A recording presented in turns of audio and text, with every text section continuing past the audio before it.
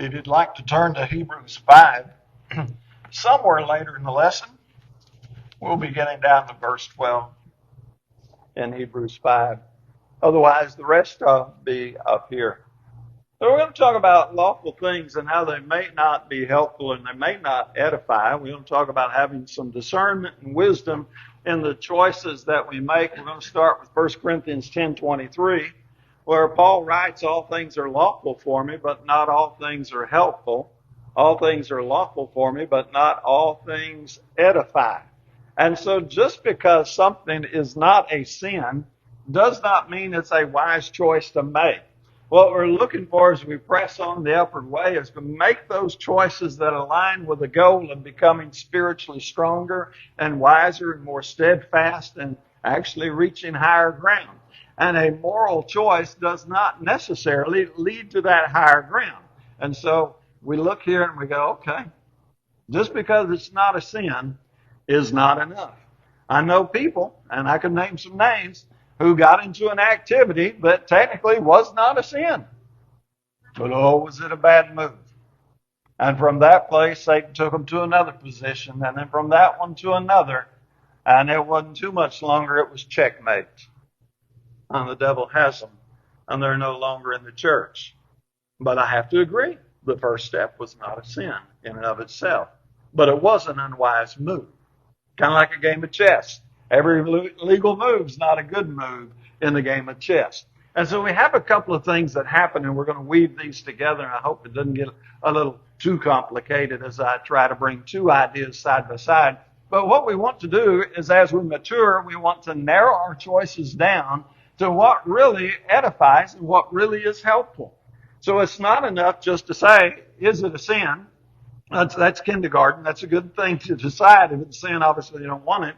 But then the next thing you want to do is this really helping my spiritual growth and my spiritual progress is where we want to go. So as the Highway 79 South Church of Christ, we need to be reminded from time to time what our aim is. Why are we here? Why are we a congregation? Do we want to be like all the denominations around us, as to use the Old Testament? Do we want to be like all the kingdoms around us and imitate them? Or do we really want to try to be the church that Jesus built? Now, I know we're going to say we want to be the church that Jesus built. We want to be a place that really tries to train spirituality in our members so that they become better and better soldiers, more in line with imitating Christ. That's what we want to do. But man, there are always temptations out there trying to drag us away. And what we do is we, okay, if this is what we mean to do as a collective group, then that narrows our choices down. That brings us into a tighter focus, which is excellent, incidentally. If you really want to succeed at something, narrow your focus down. Don't try to be a shotgun. Try to be a rifle. Better than a rifle, try to be a laser that can just really pinpoint what you're heading for. So now we have our idea, but the flesh is always lurking. The flesh is always out there looking for an opportunity. And we look at America, and you go back to, well, I can go back to the 60s in my memory. Some of you can go back to the 50s and 40s. And the recreation entertainment, the flesh industry, where it was just always appealing to people. And it just, Satan, he just got his foot in the door a little bit. And originally it was not wrong. I cannot tell you that I Love Lucy was wrong. I think it's great entertainment. Andy Griffin, a lot of great moral values, right? And so we had this move towards let's entertain and recreate people, and they can sit in their living rooms and be recreated and entertained. And at that point you go, okay, that was fine. And then we started drifting a little further and a little further and a little further until now everything's got its honorary gay person and drugs are honored, and there's just immorality on TV all over the place that's horrible. I'm not trying to take your TV away from you. I'm just trying to say, as America became more focused on the flesh and pleasing the flesh, it did not become a godlier, safer, happier nation. So on Facebook, we had this little meme that went around, showed two girls in a skating rink, and the caption said, our parents really did drop us off at the roller rink, give us money, and leave. And they'd come back 2 or 4 hours later and pick us up. Do you remember that? How many of you would take your kid to a public vineyard today, drop them off, and leave and trust they were going to be okay? Kind of depends on where you're at, but there are just not as many of those, are there? Times have changed. And I'm telling you, the focus on the flesh is the problem. The flesh promises all kinds of stuff. Oh man, we're going to have this great this and this great that and whatever. And the flesh can never satisfy. It always leaves people empty. Quick example of that really is, you can look at Hollywood, you can look at the rich and famous, and you can look at all their divorces and their drug abuse and their alcohol abuse and their depression and everything they have to go through to try to figure their life out, because money's not the answer. Popularity and fame is not the answer. In fact, most people who get to that level of popularity and fame can't handle it.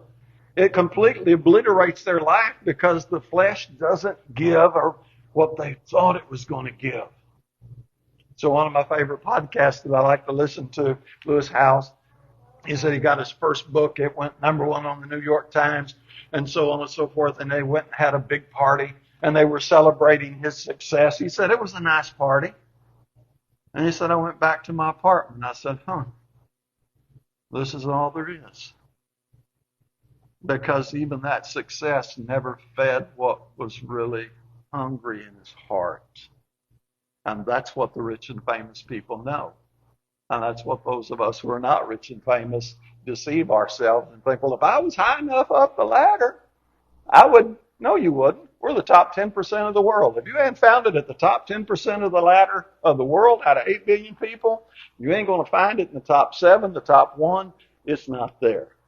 But that's what the flesh does to us. It keeps drawing us away further and further. So they're pursuing the flesh in a lot of cases, but and they're claiming Christ. They're saying it, but they really don't like this verse. The flesh lusts against the spirit, and the spirit against the flesh, and these are contrary to one another, so that you don't do the things that you wish. Or if I may bring in 1 Corinthians 9:27, that's why Paul said, I discipline my body. I make it my slave, because Paul understood that the flesh was lusting against his spirit and trying to mess him up. So we get into entertainment. It hasn't enhanced spirituality. Look where we are in America today. It's a horrible place today. Used to be, you could tell the kids, go out and play, be back for lunch. And they could run all over the neighborhood. And we did, didn't we? Man, we'd be miles away from the house. Mom didn't worry about it. Not too much, anyway. Now, we're not doing that because this fleshly mentality has really robbed us of a lot of stuff. Satan you got to think of him as a diabolical genius. He played the long game so well. And what he did is he slowly turned churches into theaters. Absolutely straight up theaters. I'm not making this up. You want to get on YouTube, look up Destiny Worship Center. They're in our old building. And you will see a theater. I'm talking theater. And that's the way it's gone. You got to have all the show lights. You got to have the fog machines. You got to have the dancing. You got to have it. It's become entertainment. It's what I refer to sometimes as the customer mentality. Y'all the customer. Now we're supposed to entertain you. That's what sets us apart. This is why we're different. I'm not here to entertain you. As one old preacher put it, I'm here to comfort the discomforted and to discomfort the comforted. Let that soak in a second. That's my job. Training is not supposed to be a picnic.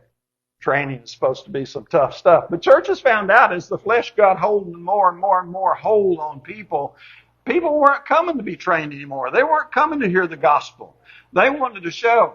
They wanted quartets and groups and all that stuff. They wanted the entertainment. They wanted the dancing. They wanted the fog machines. They wanted the lights. They wanted all the bling.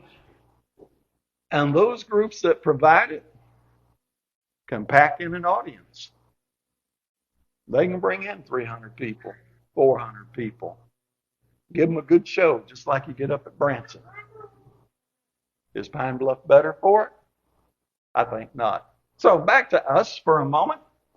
If our mission is true spiritual growth, if that's why we're here, that's what underlines it, then we have to have a constant commitment to this. And we need to remind ourselves, and I need to do it more than I've done it, Because our adversary, the devil, is looking for a way. He's always looking for a way. He's looking for a foot inside our work, our congregation, someplace where he can get a hold in and then slowly start playing that long game and just drag it out. You know, it doesn't matter if it takes him 5 years, 6 years, 10, 15, 20 years. He ain't worried about that. He just wants to get that place where he's got a handle on the start nudging it off. That's what he does. So this lesson is kind of a reminder of why we're here, but I want to weave a couple of ideas together, and that's going to be, just because it's not sin doesn't mean it's okay, the wise choice, and the individual versus the congregation thing. We'll get to those. So let's start to Hebrews 5:12 through 14. This will hit us in on our training aspect. For by this time you ought to be teachers. You have need again for someone to teach you the elementary principles of the oracles of God. You have come to need milk and not solid food. For everyone who partakes only of milk is not accustomed to the word of righteousness, for he is an infant. But solid food is for the mature, who because of practice have their senses trained to discern good and evil. Of course, I just love that training concept. So as disciples, we are to be growing in knowledge. We're to be developing all the time. 2 Timothy 2:15, study to show ourselves approved to God. Workmen need not be ashamed, rightly dividing the word of truth.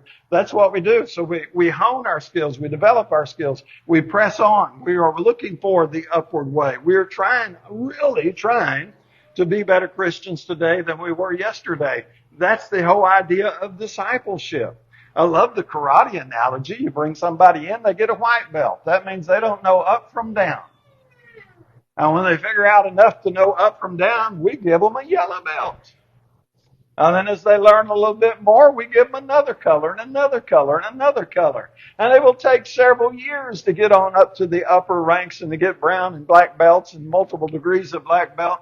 But that's the way training goes, and that's the way it works. Now, we understand that in sports. We understand that in education. We'll start with preschool, kindergarten, all the way to graduate school. And then we get to church, and it's like, I don't know. No, that's the same thing we do in church. We eagerly aspire to reach higher ground, not content with where we're at.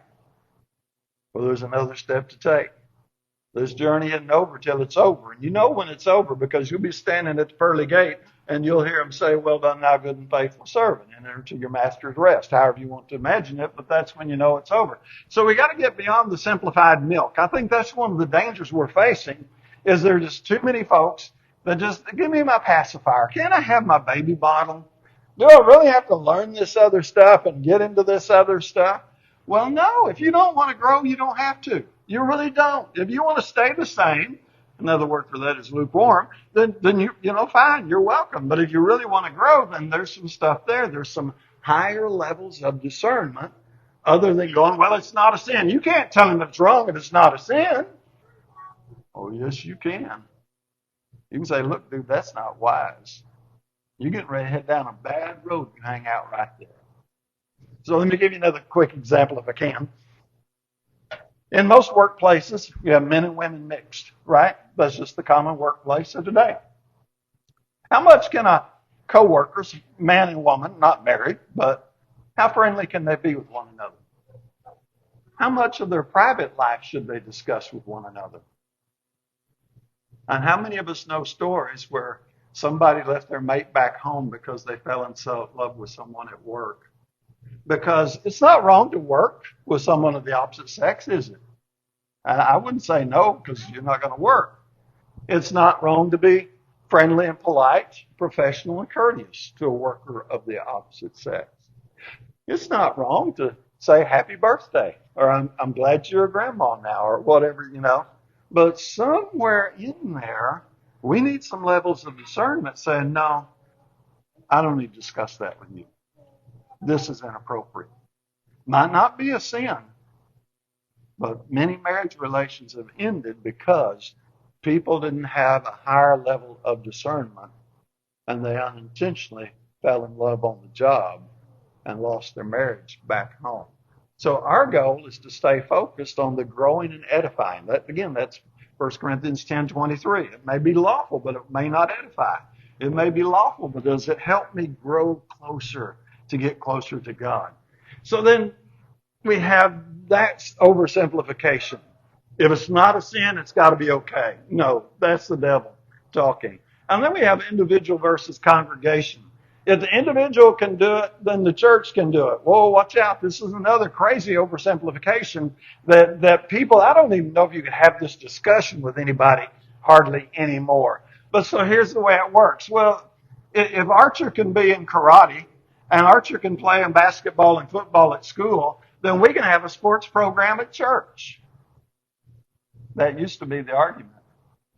If a so-and-so, I wish Miss Margaret was still here. She's got her little coffee shop, and Marcia's here. She's got her coffee shop. You know, if they can run a coffee shop, then we can have one here at church, can't we? Now, I know some of you are going, you're kidding. No. I've been in church buildings where they have a coffee shop and pastries.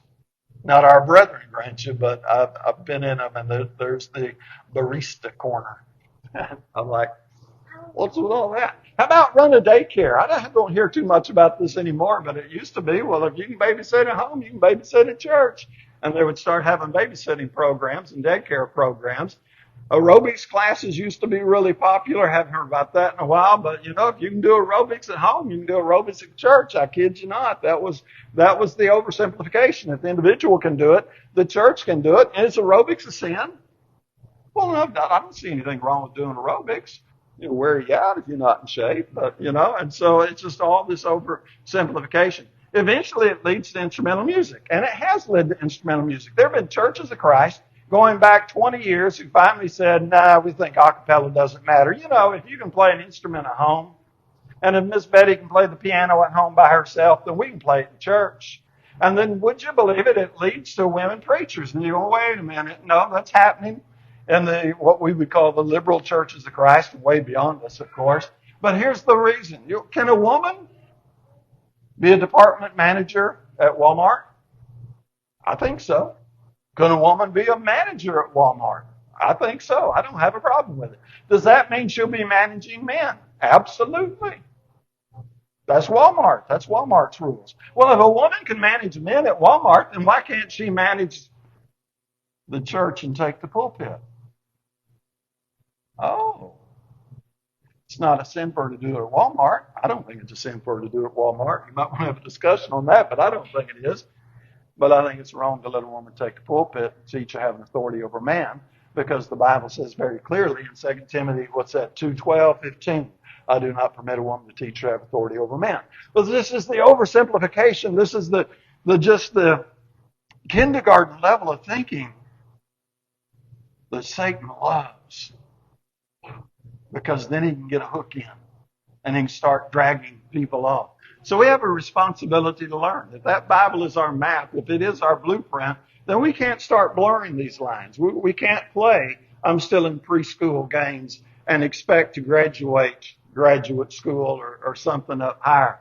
So if we're serious about knowing the mind of God, that means we got to make some distinctions. We got to grow up. We got to develop these things and not let the flesh sneak in, because that flesh is looking for a chance. It just keeps looking for a chance. And once you let it in, it says, okay, I'm going to sit here and be quiet for a year or two. But I've already got my second step planned. And I'm going to get a little more. And I'm going to get a little more. In 10 years, you won't even know that used to be a conservative Church of Christ. The flesh distracts people. It does. It just keeps pulling them off. And Satan will play that long game. He's got time. Why would he not? So let's do a Bible example. Let me go back to Matthew 18:15.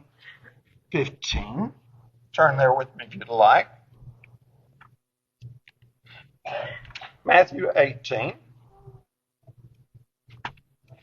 Now we're going to do 3 examples where the Bible makes a clear distinction between the individual and the congregation. And that's the only point we're going to make right now, is that the Bible does exactly that. So I'll be sure I'm in Matthew. Get down to verse 15, and we'll take it through 17. If your brother sins, go and show him his fault in private. If he listens, you have won your brother. But if he does not listen, you take 2 or more with you, so that by the mouth of 2 or 3 witnesses every fact may be confirmed.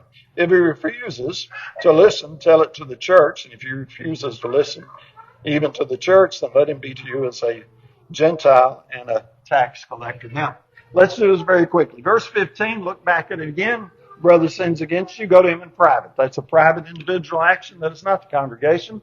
Verse 16, take with you 2 or 3 witnesses. We're still in a private, not congregational level. And then verse 17 says, okay, now we're going on up to the congregational level. There's that distinction.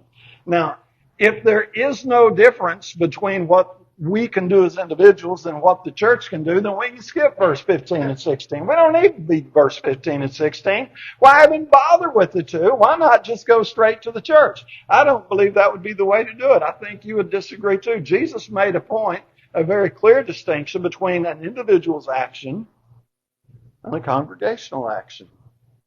It's part of the Bible. Let's do another one. If any believing man or woman has widows, let them relieve them. Do not let the church be burdened that it may relieve those who are really widows. Main point, again, just the Bible teaches the distinction between us and what we do in a corporate level and then what you do on your private level. It is immature. It is irresponsible to just go, anything the Christian can do, the church can do. Think that one out a little further. It gets a little absurd. Satan wants us to ignore it. Satan wants us to pretend that it's okay to do anything you can do at home, you can do as a church. He loves that if it's not a sin, simplistic thinking. Man, that just helps him set the stage. And so it's like that really bad chess move. And if you do chess, you would know some really bad moves that you just don't want to do that. But a beginner will make those mistakes. And in 3 moves, he'll be in checkmate if he doesn't know what's going on. But every move was legal. Did you catch that? Every move can be legal, and you can still lose because Satan doesn't have to have you make an illegal move to get a hold of you. In fact, he can keep you in moral behavior perpetually, and you'll go to hell. Because just because you're moral doesn't mean you're seeking first the kingdom of God and his righteousness. Just because you're moral doesn't mean you love God with all your heart, all your mind, and all your soul. I think all of us know some good moral people. They're good co-workers. They're good neighbors. They wouldn't lie to anybody. They wouldn't cheat you. They'd give you the shirt off their back. Are they walking in the footsteps of Jesus? If the answer is no, they're not going to heaven. Great people, but they're not going to heaven without the blood of Christ. Satan's all right if you're moral outside of Christ. That doesn't bother him at all. Example number 3, if anyone is hungry, let him eat at home, lest you come together for judgment, and the rest I'll set in order when I come. Okay, they had abused the Lord's Supper. I'll keep this really short. They honored their bellies instead of honoring God. That's the basic setup. You can read that text. So Paul takes the Lord's Supper and puts it back where it ought to be. He sticks it on that place of honor where the Lord's Supper absolutely deserves to be. And then he takes the social meal. And what does he do with the social meal? I'm not going to answer that question for you. I want you to read the verse or open it up in your own Bible, King James, New King James, ESV, New American Standard. I don't care which one you open up. I want you to go to 1 Corinthians 11:34. I want you to read that verse in your own Bible with your own eyes. Paul separated the social abuse from the honoring the Lord's Supper, put the Lord's Supper right back up where it belonged. Where did he put the social meal? It's blatantly obvious, isn't it? Satan creeps in and gets the whole flesh, though. And he starts having fun with it. And eventually, he can take that and turn the church into a theater. My main point is Paul teaches a distinction between the congregation coming together as a church, corporate, however you want to say it, and what you and I do as private individuals. Now, people get upset about this. They go, you're just being nitpicky. I've been called probably every name for being, I love the one when they say anti. Now, I know some of you don't even know what that is, but you get called anti. I go, thank you. I'm anti a lot of stuff. I really am. You get called judgmental, intolerant, stuffy, closed-minded, old-fashioned, out of date. I'm like, okay, that's fine. We have a choice. I can please the people that want to give into the flesh. That's a choice. Or I can please God who said, those who are Christ have crucified the flesh with its passion and desires. Make choice. So I want to do this one little note for you. I hope we start winding up. I've got an eye on the clock, and I promise to give you 2 minutes back. I got too long in class. I may not. You may get it next week. Do you know the government recognizes a difference between you as an individual and you as a Christian? I kid you not. It's there. Private support of political candidate. We're in a political year. You can go support any candidate you want to support as a private individual. You cannot support that individual as a member of this church. In fact, if several of you want to get together and support a particular candidate, whether local, state, or national, and you decide, hey, let's put some money together, and we're going to send it off to so-and-so because we just love this candidate so much, we're going to support him, you can do exactly that. No problem. Government says, you're in. Do it. But once you put that money in the church plate, or in our case, in the box, that's no longer your money. And we do not have the right legally to decide as a church, man, we sure like candidate so-and-so. Let's write them a check out of the church treasury for $500, $1,000, or whatever we want to send them and support them. The government says as long as you're acting as a private individual, that's your money. Once it goes in the plate, that's not your money anymore. The government says there is a difference between you as an individual and us as a congregation. This is the way it works. I ain't making that up. As a preacher, I am not allowed to support a candidate. I cannot stand up here in the pulpit as your preacher and say, you ought to vote for X, Y, or Z. Of course, the field I'm looking at, I'm thinking maybe y'all just stay home that day and enjoy your coffee, but that's another topic. But as a private individual, I can support any candidate I want. It's just a matter of am I acting as a private individual or I'm acting on behalf of the church. There's a difference between the individual and the congregation, and a lot of people want to bury their head, play ostrich, and act like it doesn't exist, but it exists. We got 3 clear Bible passages that exist, and our government, whatever you want to think of that, they recognize the difference between churches and individuals also. So Satan, he's going to play the long game because he doesn't require a sin. He just needs an unwise choice. That's all he needs. And then he'll use that simplistic thinking, set the hook, and he's going to start reeling them in. 1 Corinthians 10:23. All things are lawful, but not all things are helpful. All things are lawful for me, but not all things edify. Just because you can rightly go, hey, this isn't an immoral, nasty, evil thing, doesn't mean it's a wise course. Just because it's not a sin, that's not enough. Is it going to get me closer to Christ? Is it going to help me grow spiritually? Is it going to help me be a better soldier? Work in our local vineyard better. So back to us. Our goal is to be the church Jesus built. Our goal is to follow the blueprint of the Bible, which really narrows things way, way down. That makes us kind of odd in this particular modern culture we live in. Do we really want to pass the book, chapter and verse practice on down to the next generation? We've managed to do it in this community since somewhere around before 1914. I forget the exact date, but we got over 100 years of it. And another 10 years, another 15. When your kid that's sitting on your lap or next to you is 50 and 60, will there still be a sound congregation pressing the same idea forward? Or will it be, I remember when there used to be a Church of Christ here that taught that.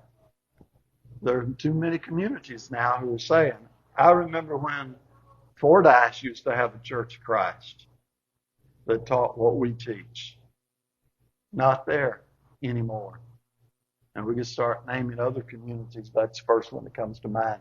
So we're going to train spiritual soldiers to excel, which means we must make focused decisions as a group. Absolutely focused decisions, but in your private life, really good focused decisions that help you. And so we go that direction. And when we all get on board, when we support that and are engaged in it, then I think, yes, we will pass it on.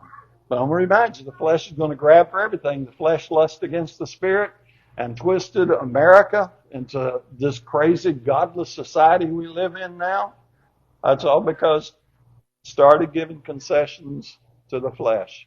So many people are going to profess Christianity, but they don't want to crucify the flesh. They want to use Christianity to feed the desires of the flesh. So here are two basic tactics. We'll wind it up. I think you got your 2 minutes back. If it's not a sin, it's okay. Satan loves that one. And if an individual can do it, the church can do it, watch out. That's good kindergarten level. It may be lawful, but is it helpful? Now, I got one more for you because I thought this would help bring it home. Do you want to be in the peewee league spiritually? Or would you rather press on to the major league? It's your call. We each get to make our own call. Of course, I'm going to encourage you. Sure, you start in the peewee league. No problem with that. But then we keep pressing on until we get to the next level, the next level, and the next level. And one day, we're in the major league. That's where you want to be. I don't know exactly where you're at. I know some of this was over the heads of some folks. Think it over. Munch on it. Look it up on Facebook. We're online. We'll make it available to you if you're not. And if you haven't started pressing on to the major league, it's time to make a change. Baptistry's ready. We can help. Let us do so while we stand and sing.